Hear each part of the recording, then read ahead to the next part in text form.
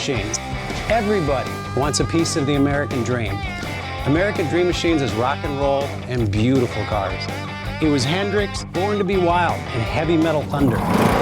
These were the designs of Harley Earl, a masterpiece grille.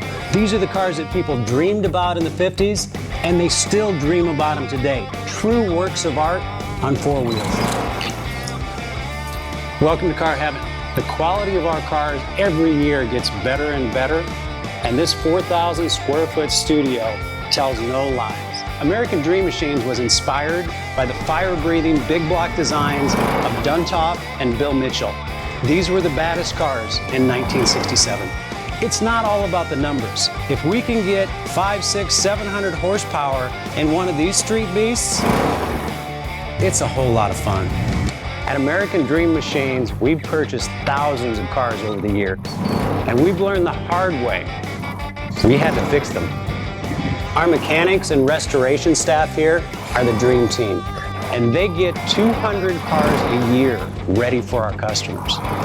Yes, I love that. American Dream Machines opened our doors in 2003.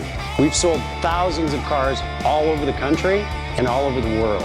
We have beautiful cars here, and you should own one. So you want to drive the Buick in the back?